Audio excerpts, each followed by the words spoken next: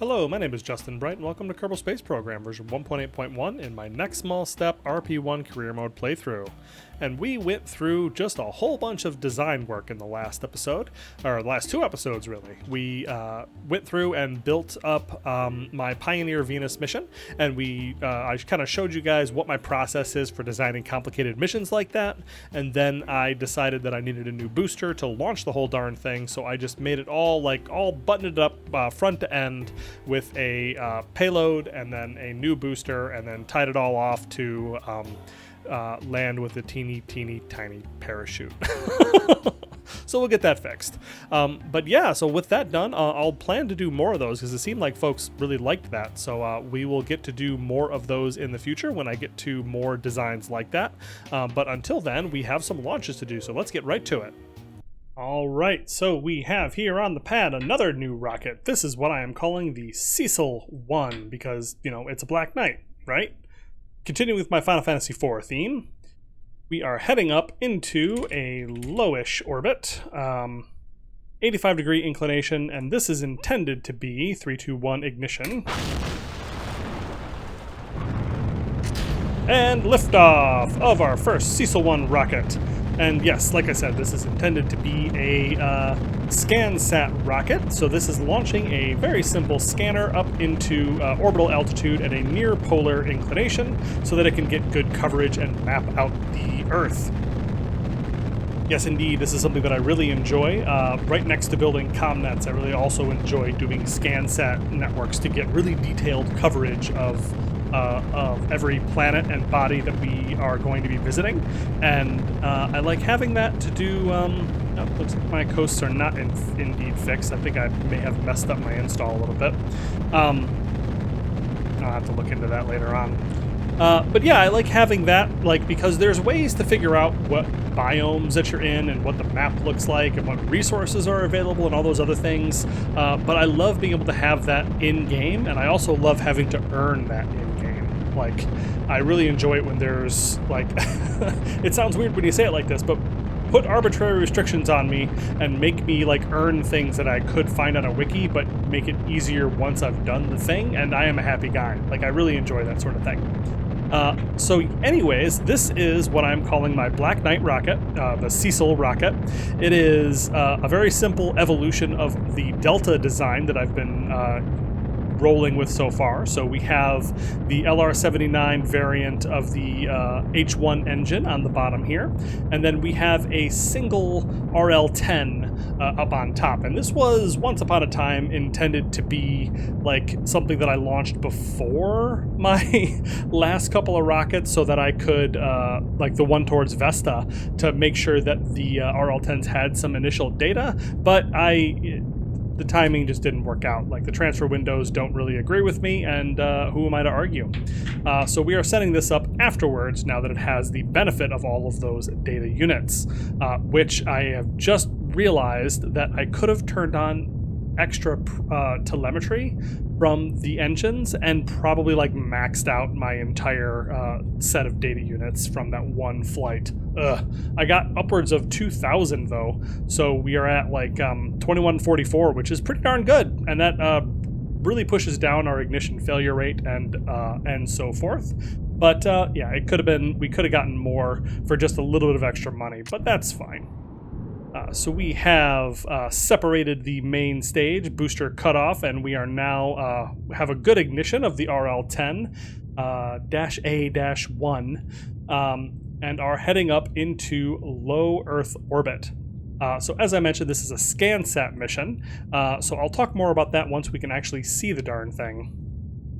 Alright, so fairings have separated, and we see now we have a nice big early radar altimeter on the bottom here, and some pretty hefty solar panels for low Earth orbit operations.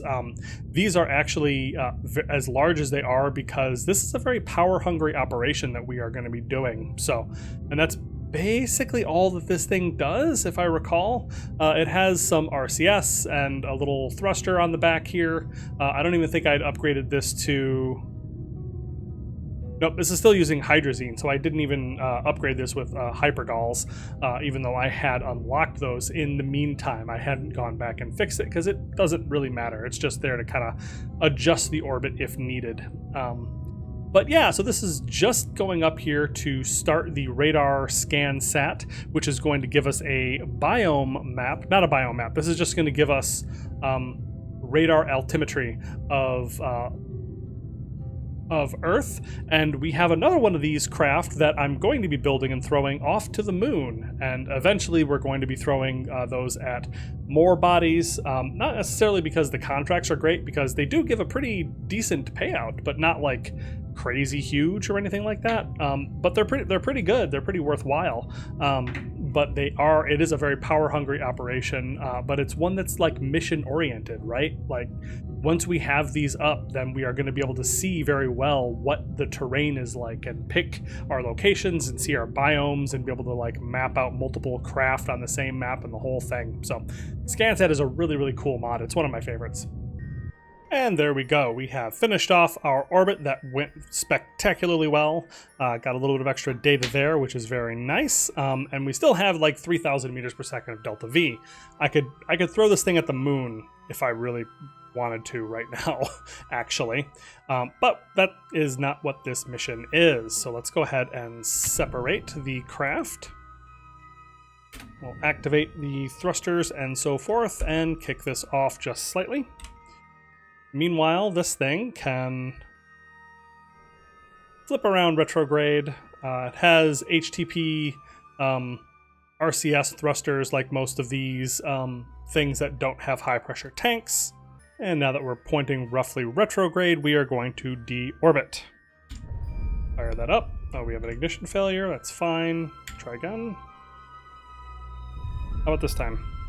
All right, see ya. Meow. That makes me giggle. Okay, so yeah, this is the craft. Like, this is really all there is to it. Like, this is just another exercise in minimum viable payloads. So we are going to point ourselves. Sun is down. Sun is down. And we are going to start scan radar. So that is going to begin the radar scan on this vessel. Scanner 1. Let's wait for a moment.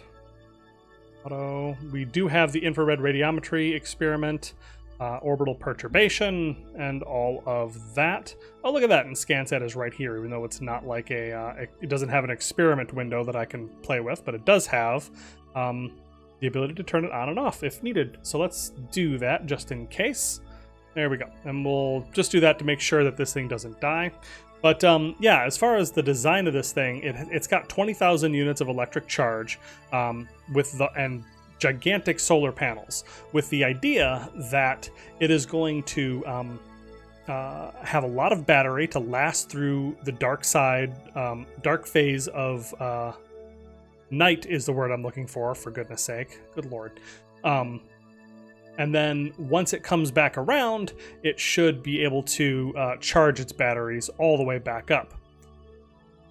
However, I think I am completely wrong. I don't think I tested the... Gosh, did I not test the SCANSat experiment? Wow, okay. Shoot.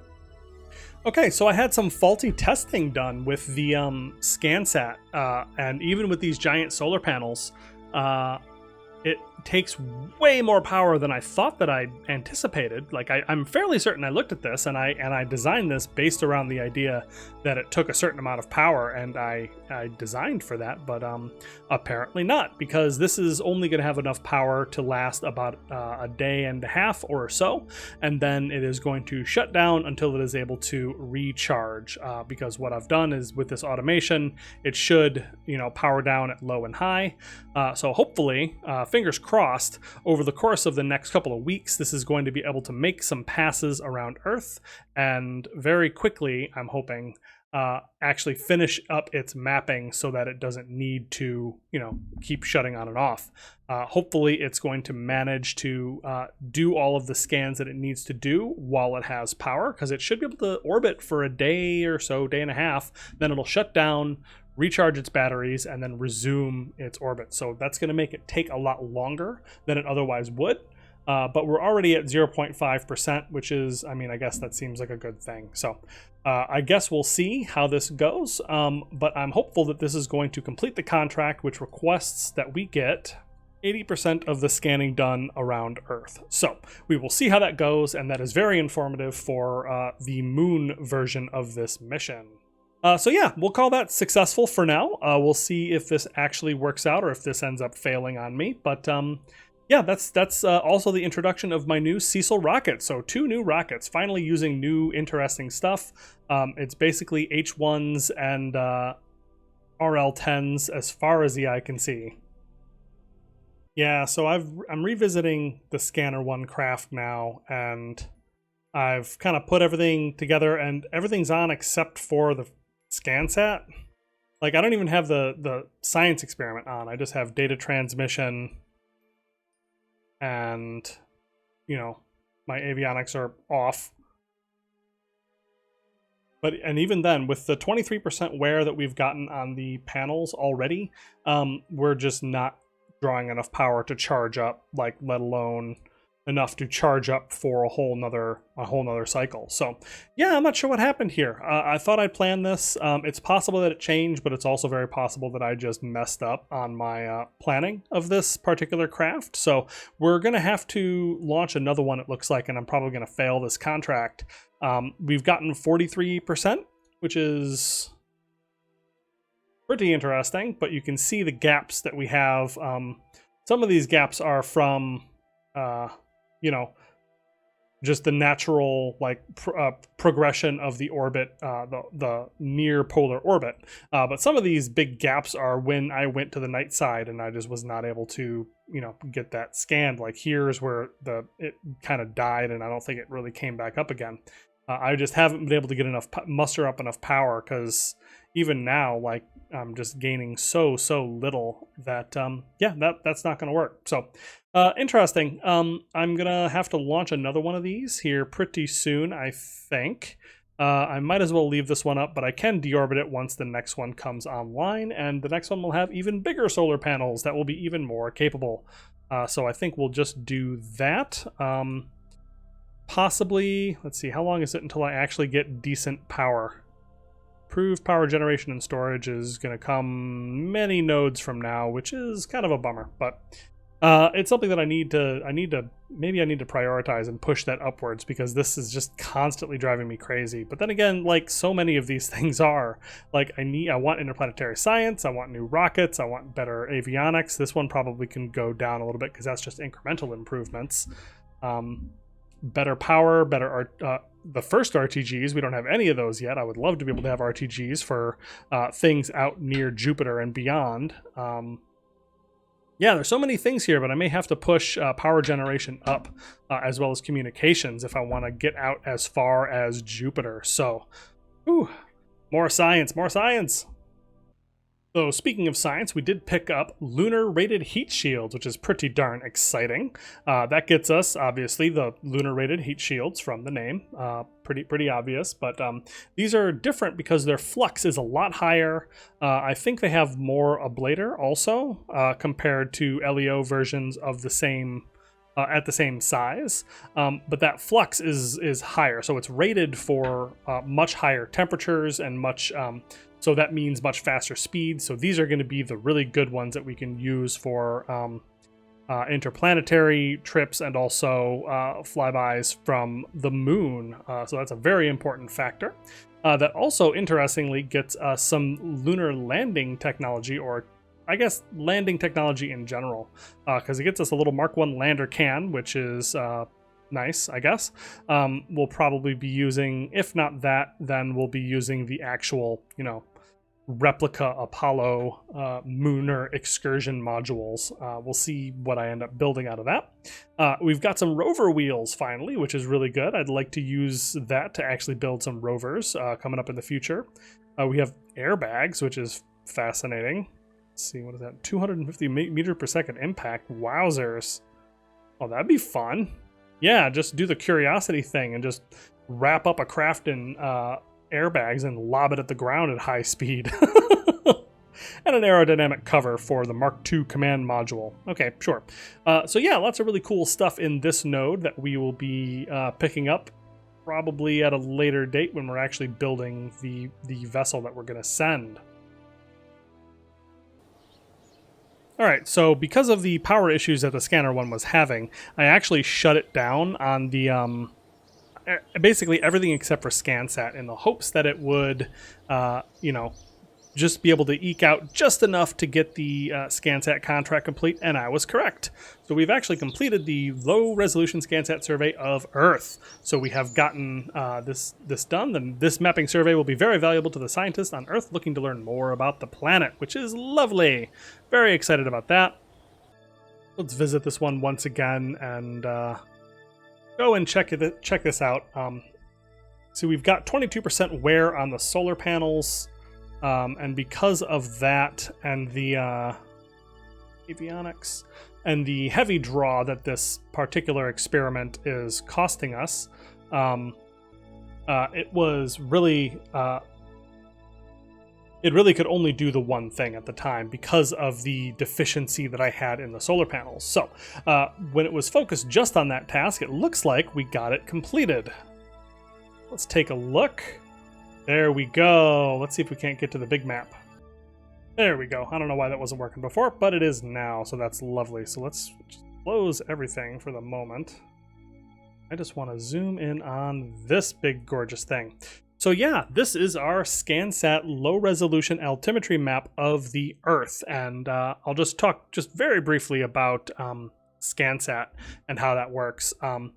So here you can see our orbit lines, and you can see the blue is where we're headed and the orange is where we've been. So you can see that it shows our track around the planet, the way that it cycles around, and then that continues over and over and over again.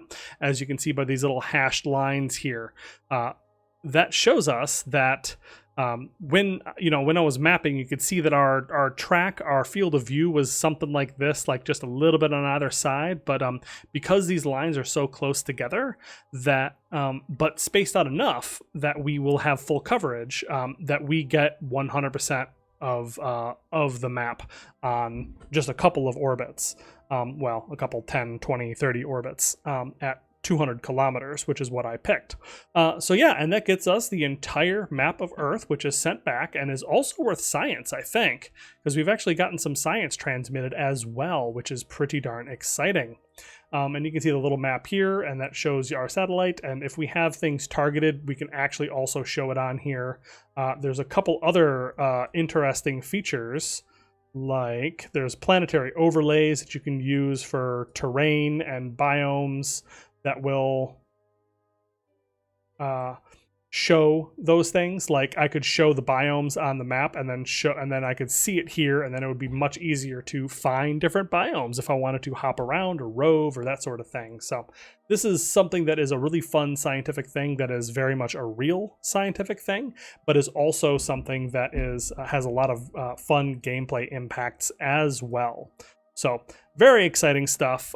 You can even like put waypoints down on different points on the map, and then that way you can say, okay, I want a waypoint in biome X, and then you go get it, and that's pretty darn cool, right? So yeah, it's hard to tie this to like one particular mission, but there's been a lot of satellites that have done mapping of the Earth from orbit, and this falls directly into that line of Earth observation and helping to make maps, helping to pioneer GPS and communications and all that sort of thing. So we're just going to point this once again at the sun, because it keeps getting a little tiny bit off over the course of even just me talking about it. There we go. Off. Shut down avionics. Now what we're going to do is we are going to leave SCANSat on don't care, and we're going to turn all my science experiments on. There we go. And that way we are going to get some of the science done, which is what we are with the rest of this satellite's life until the solar panels degrade. So hopefully that will get us some good science and stuff. I'm looking forward to that. I think I can just kind of override for now and just run all these experiments, because I think for the moment we don't have anything that is going to eat electric charge quite like the SCANSat monstrosity of an experiment did. So our communications are expensive, but yeah, our solar panels are giving us 0.072 per second, which is like a freaking lot. So you can forgive me for being surprised at how much power draw I was getting out of SCANSat. I swear I looked, but apparently not. But anyways, that is that mission completed. All right, as the Pioneer Venus craft completes, we'll see that I actually put a little more gas on it even, because we are now 13 days ahead of the transfer window, which is apparently a good thing because roll out, it's going to take a little more than 12 freaking days to roll this thing out to the pad. So there better not be any issues is what I'm saying. All right, here it is on the pad. Now it's time to make sure that our guidance computer has all the information that it needs to get us into a proper orbit to send this thing towards Venus. We are launching in 5, 4, 3, 2, 1, ignition. We have liftoff of the Paladin 1 launch vehicle, which is bearing the Pioneer to Venus. Oh man, so that is exciting. Look at this. This thing just leaps off the pad. It is already up to 1.45 surface level thrust, which is one of the reasons why these don't have MLI layers on any of the upper stages, even though they're liquid hydrogen, because this thing is just getting up and going.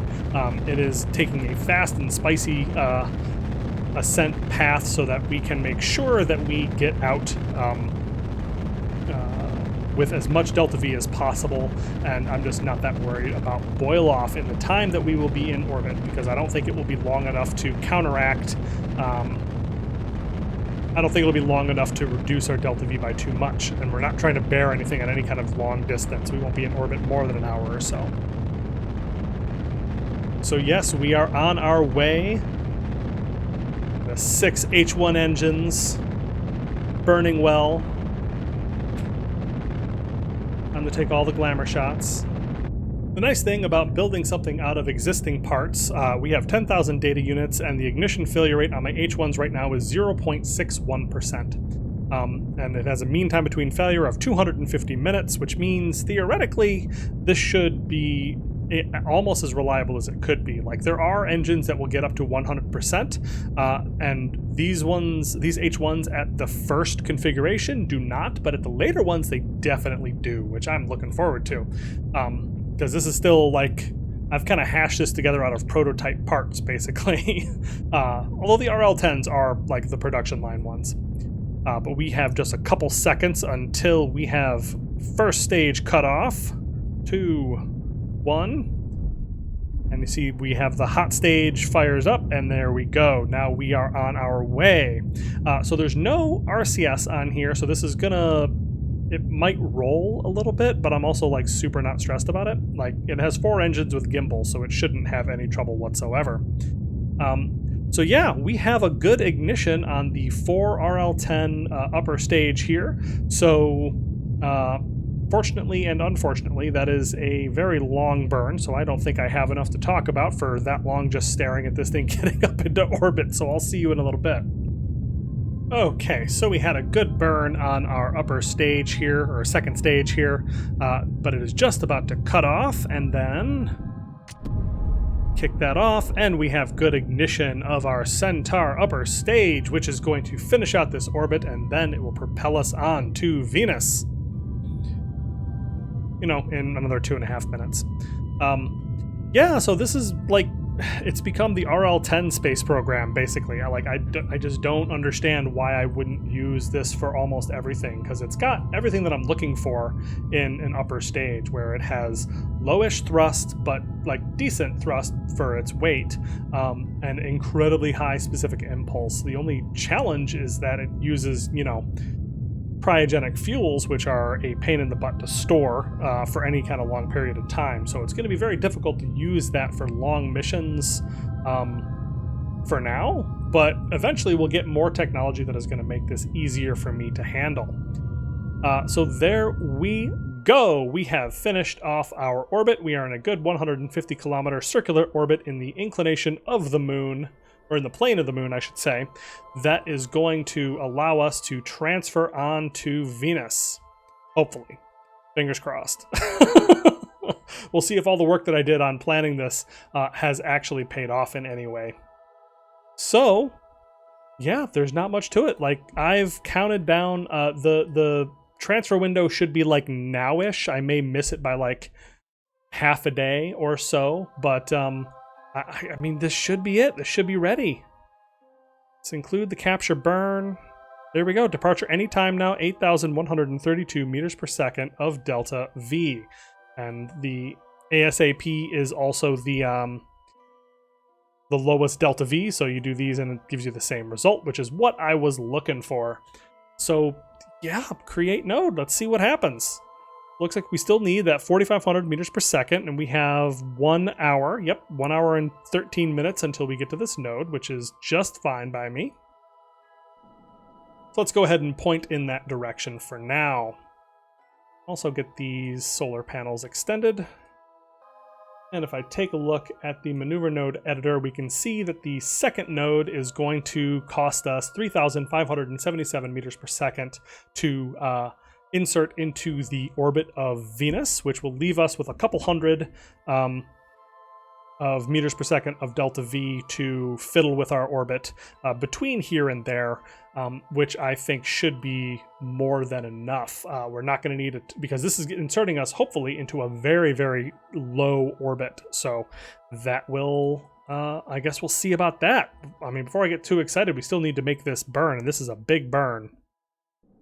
All right, we are just about ready to ullage up, theoretically. Here we go. Getting ready. Any second now.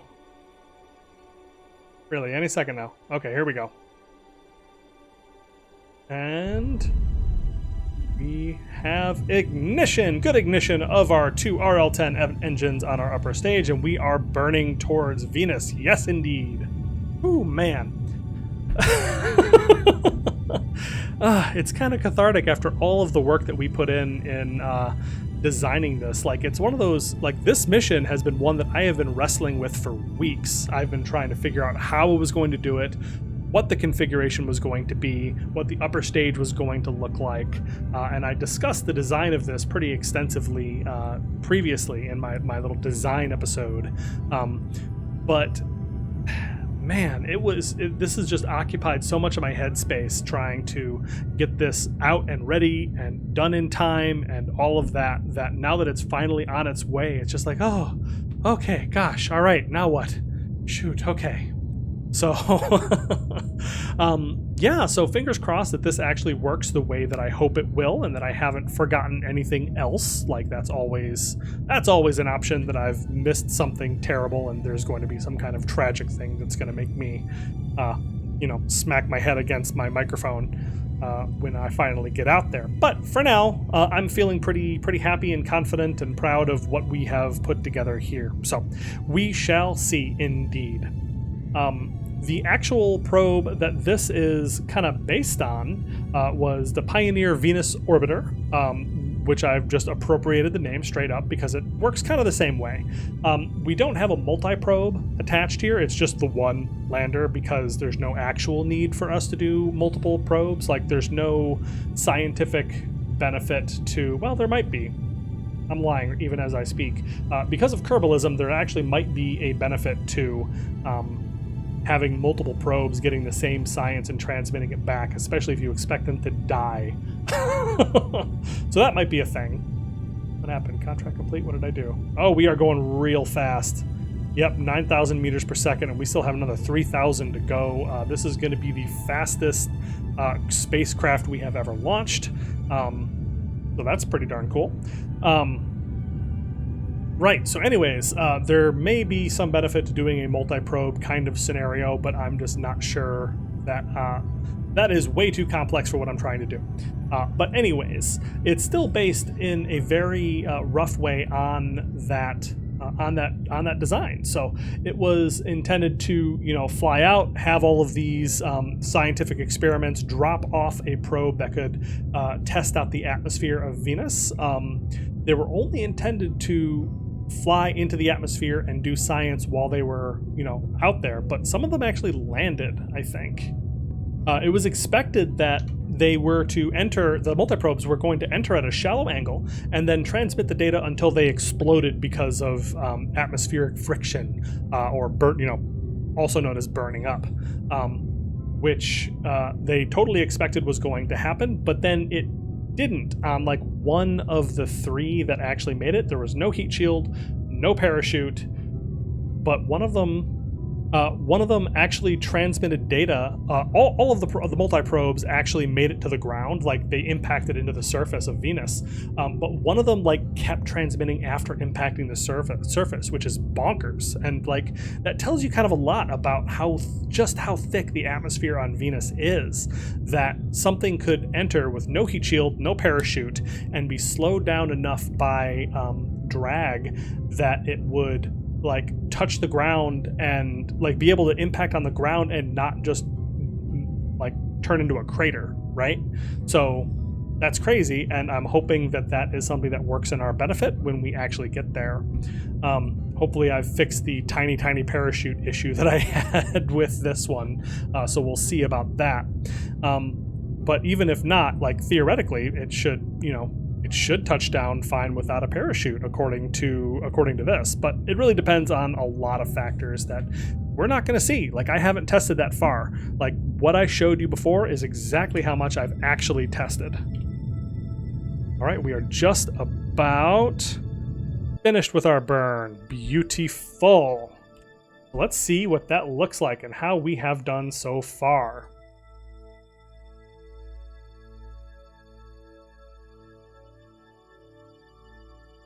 All right, so it looks like we don't actually have the capture, I think. It's always hard to tell what is reality and what is maneuvers when you're doing this sort of thing. But we are finishing this off with RCS, at least to some degree. It's not actually super clear to what degree that is, so I'm just gonna stop. We're just gonna stop this. And yeah, we made the burn. We did it. We're on our way to Venus on a trajectory that should bring us into a place where we can capture just fine. But we can do the rest of this with the actual spacecraft bus. All right, so what we're going to do now is we are going to kick off this upper stage here. There we go. Insufficient avionics as expected. We'll just activate up here, and there we go. Let's just push that gently away. You'll see this doesn't throw me in a weird way anymore. And what I can do with this upper stage, now that it doesn't have this probe on the top, it's got plenty of delta V left over, so it might as well deorbit itself, which is something that I just so enjoy doing. Nope, come on.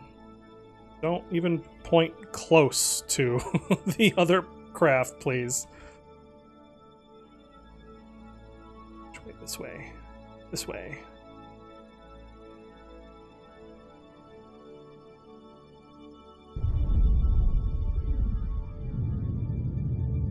All right, off that goes to deorbit and become debris, maybe. Probably not, actually, because it's, had so much.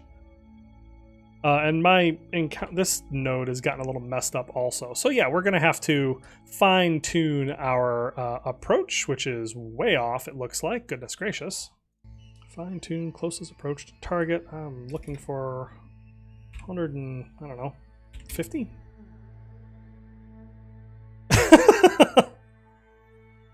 No, not quite what I was looking for, friend. Remove all nodes. Wow, yeah, this just doesn't look like it's going to encounter at all. I'm not sure what happened here.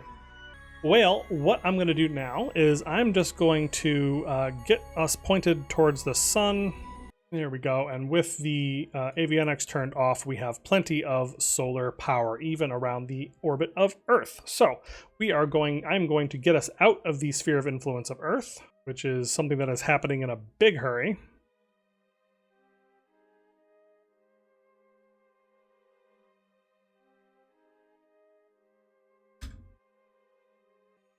All right, so we are outside of the sphere of influence of Earth, and our big radar dish has been activated. We have S-band communications back to the deep space network. Fabulous. So now let's see what we can get out of about fixing this orbit. All right, so I'm not sure what I did wrong on that burn out towards Venus, but we were off by a fairly significant margin. But MacLeod has been able to find us a new mid-course correction that should fix things up, and we do have enough delta V to make this happen and still be able to do all of the other parameters of our mission, which is why I'm really glad that I switched to generic thrusters. So we're not going to have to worry about basically any of the things that we would have if I had brought a Agena engine instead. So yeah, we have in 70 days, we have a correction that is going to alter our orbit, bring it in a little bit so that we can make this encounter. And let's just see what that looks like. Well, that will kill us dead. That's not great. That's coming in from a pretty high inclination relative to Venus, which is, I mean, it's not super great, but it also doesn't matter that much. The only thing that I want to keep in mind is it's not 100%. It's not very easy to tell where Earth is going to be relative to Venus at the time that we do this, and I want to make sure that we have an orbit around Venus that puts us into a place where I can do the descent of the atmospheric probe while I am in both the sun and also in facing Earth. Like, so that's a big ask, I guess, but that's kind of what I'm looking for. So let's actually see.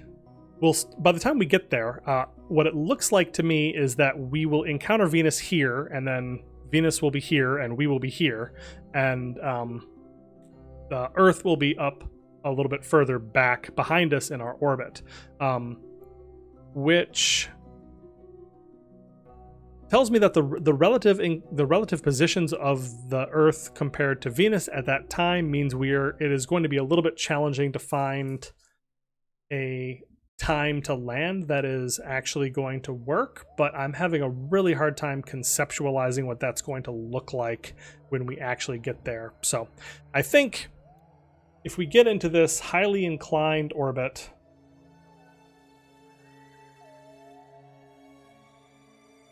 I wonder if that won't just be fine, because we'll be looking for, like, if it was exactly like this when we get there, like, this would be probably about right, because we're looking for Earth in this-ish direction, like behind us in our orbit.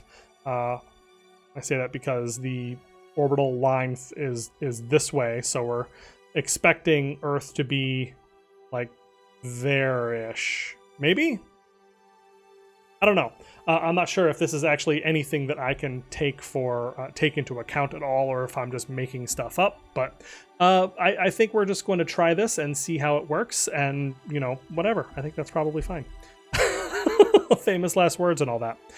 So yeah, this is what we are going to try to do, and I have indeed confirmed. Whoops, wrong direction. That this is about what I can expect on node the second. See, I put in a whole bunch of extra normal that I didn't need. There we go. So yeah, we'll spend about 3,000 or 3,500 or 3,200 meters per second of delta V circularizing this low orbit, which will get us fairly low, but not into a tight low, completely low Venus orbit. So we'll be dipping down into the low area and then up into the high, which is going to constrain our ability to make this landing burn. It's going to mean that we can only do it in certain places, right? So that's going to be another challenge that I'm going to be needing to think about.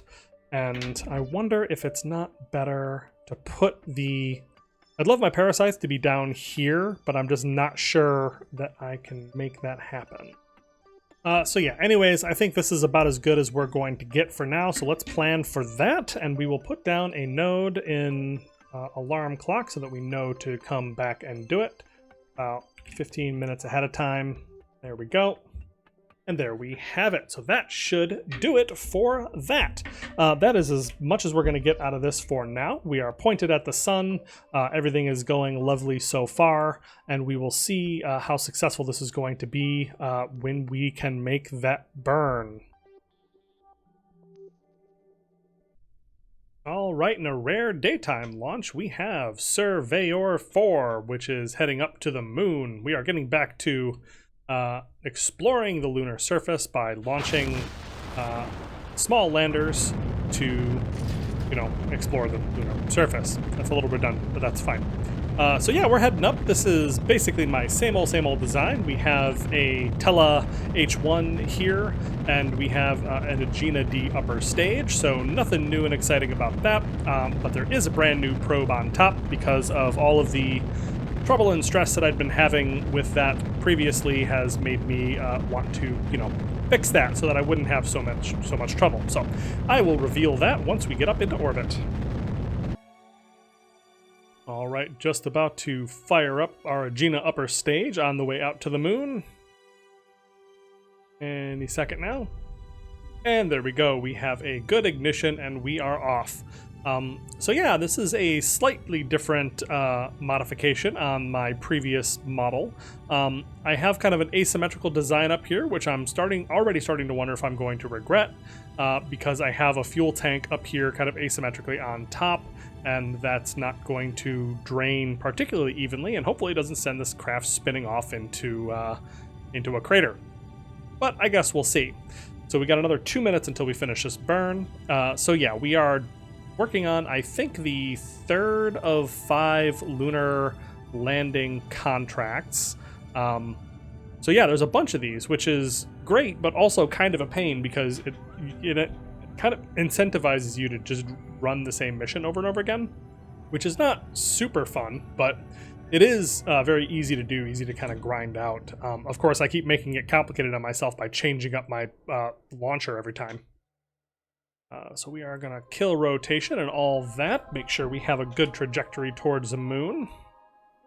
It's nice to be operating inside of Earth's sphere of influence for a little while after all this crazy transfer window thing and working on massive distances and different solar output amounts and all that sort of thing.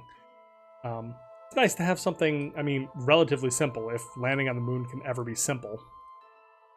Okay, so just show me the landing guidance. I just want to make sure, once again, that we land someplace where we have not been before. However, I'm noticing that the sun is out of position. Darn it, how dare the sun be in the wrong spot? So yeah, we're kind of limited to this side of the moon.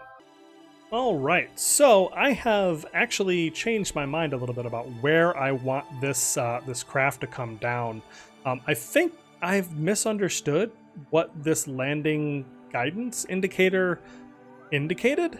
I think it literally means that's where I'm going to land, like where on the globe I'm going to land and everything. Like, because I had thought for some reason that it just indicated like biome or something, but I don't think that's actually true. I think this is literally where I'm going to be landing because of the way that this points out, like, okay, this is major craters. And the thing that really threw me was I had my trajectory back here, but then I was thinking, like, it's not like the moon does rotate, but it's tidally locked. It never shows this face towards the Earth.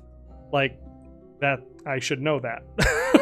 You'd think that I would know that. So I adjusted the trajectory a little bit, and we will be landing here instead. So that is what I have planned.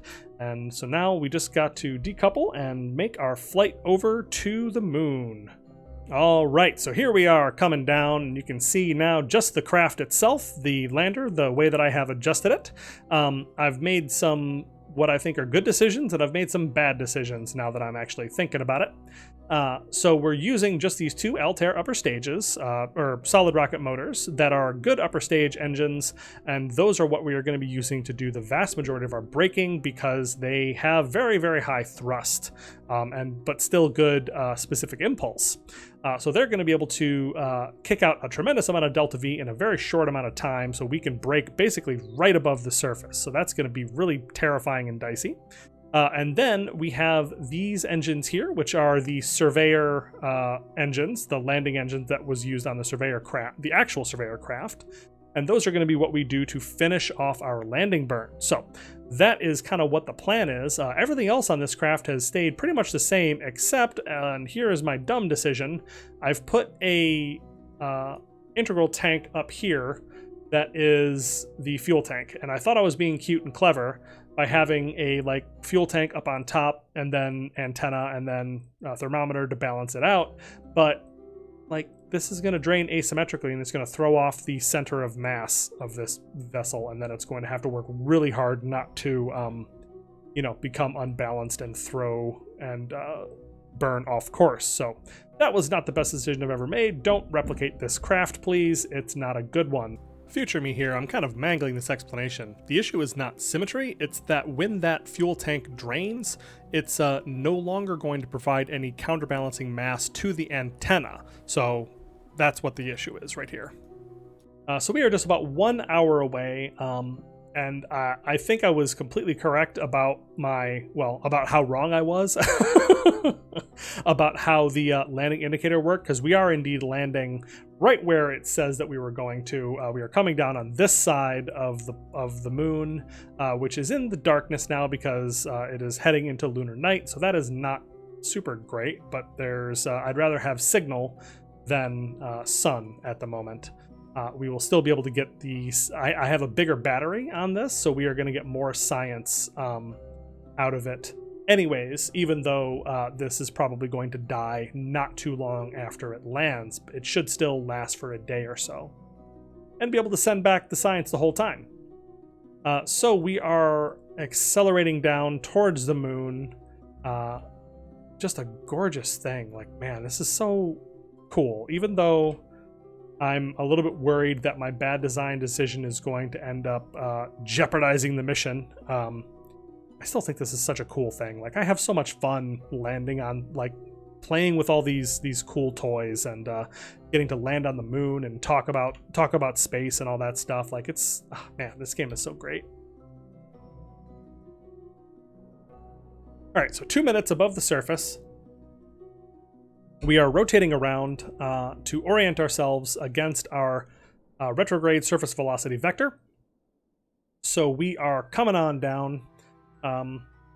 We have used one of my 6 units of hydrazine, and yeah, I'm not super thrilled about how this is all working, but there's nothing else to be done for it. We are coming down, and at about the 13 or 14 second mark, I am going to fire up these Altairs, and then we are just going to see what happens. Oh, and then the sun has set and the shaders have changed. Now we've got the ambient lighting all up and dealing with that, and it kind of brightens everything up. So okay, here we go. 23 seconds. 20 seconds. So at about 14, we are going to light up our Altairs. 14. Okay, here we go. We are burning hard, pointing ourselves against our surface velocity vector. Our thrust to weight ratio is approaching 50. It's over 50. The RCS is working really hard to counteract my stupid design decision. But we are holding steady. Holding steady. 2 more seconds. 1 second, and cut.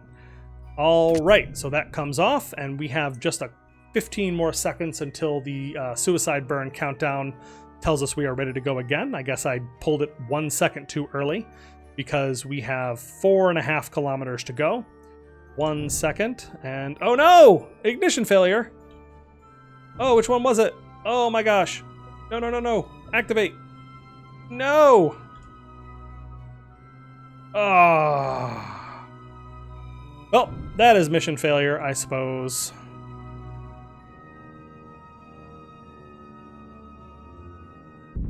Yep. Ah, man. And here I thought I was being like really nice by using the, not nice, but I wanted to try out the actual Surveyor landing engines instead of using just generic thrusters. But the Surveyor landing engines have a failure chance. So there you go. Surveyor 4 has failed. I've sent 4 of these darn things at the moon, and I only have a 50% success rate, which is it's not great. It's not great, guys. Oh, it's frustrating to fail when it's completely your fault. Well, it's probably more frustrating to fail when it's not your fault, but it's still a little embarrassing to have a mission fail that badly, completely on your own, on the back of my own bad design. So, I will figure out another version of the Surveyor lander. I guess that's fine. We'll get that. We'll get these darn moon landing contracts done one way or the other. I tell you, mark my words. Let's see. What do we have? We still have the better part of a year, so I'm not stressed about the timing on that. I have wasted another year getting to this point, so there's that, and that has slowed us down quite dramatically. But we'll get it figured out, and I think that will be just fine. All right, so time to check on our Corona satellite, which looks like it's doing just great on avionics. Very nice, even though it's in shadow right now. We have 85 kilograms of photography experiment stuff, which is good, and that's still running. So yeah, that's pretty good. It's running a little bit behind the schedule that I thought it was going to be on, but we can just keep an eye on this, and once this gets up to 40 units of science, then we can bring it down. All right, so we have depleted the photography stuff inside of the film, is what photography stuff is called, in the experiment on our Corona 1, so it is time, or Corona 3, I should say, so it's time to bring that down. All right, so here we have the Corona satellite looming over Earth, taking pictures, but now it has run out of film, so it is time to send it home, or send home the return craft on top and see if I actually designed something worth a damn. So let's find out, shall we? All right, so there's nothing to do. Like, this has no control over itself as it is, and never really will. It will just be up here and do science forever and ever until the solar panels wear out, I suppose.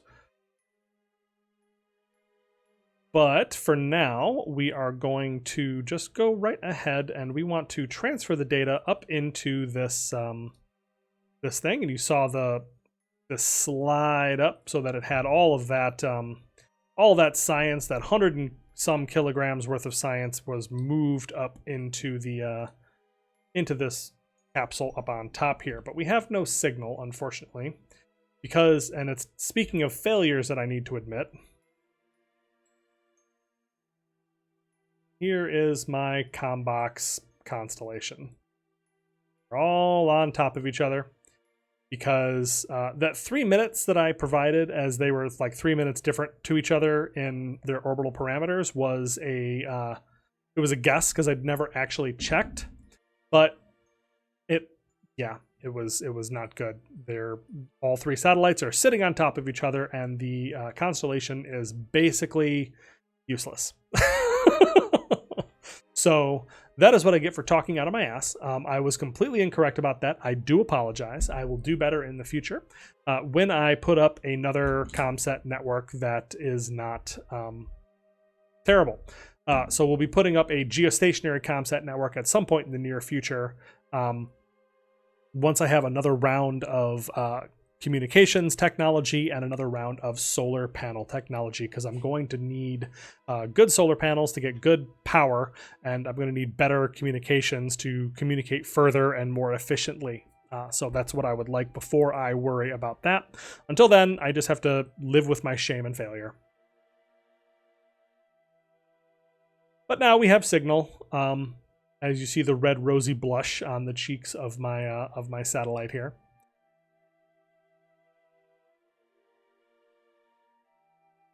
Let's go ahead and separate the return bucket. Very cool. All right, so man, it's been a while since I launched this thing, but yeah, it is a hydrazine powered craft that vaguely resembles in a lot of ways the science return capsule. And we should be able to activate these avionics. Said we should be able to activate the avionics. 0.3 tons. Did I misjudge the weight also? All right, it looks like I'm going to have to try to use the vague rotation on this craft to push ourselves down, because I somehow managed to misjudge the or no, it's not that. I'm staying in the same position. It's just a matter of rotating around until I happen to be pointing in roughly the correct direction of retrograde, because I somehow managed to misjudge the weight. I don't know what happened there, but I feel like this has happened a bunch of times when I've done these, where I just don't think the stuff should weigh as much as it does or something, and I don't know what it is, but I end up with an incorrect weight on the craft. Yeah, because I expected this. I expected 2 kilograms, 2 kilograms, 500 grams, and then this weighs 100.01 kilograms. Which is exactly what I expected. Like that is exactly what I expected, so I don't know why I have too little avionics. I must not be able to do math. I think that's really what that boils down to. So anyways, we are pointed roughly retrograde, so I am just going to light up our hydrazine generic thruster, and we are going to push ourselves down into re-entry. And I am going to hope against hope that this thing is aerodynamically stable in a neutral position as it enters back into the atmosphere, because if not, then it's going to tear itself apart, and I have no one to blame but myself. Alrighty, so we are down to about 65 kilometers. That sounds about right. So I am now going to go ahead and... Yep, we're just going to go ahead and kick off the engine and all of that, and we are still far from able to actually control this. Like, there is going to be no point during this descent that we are going to have control.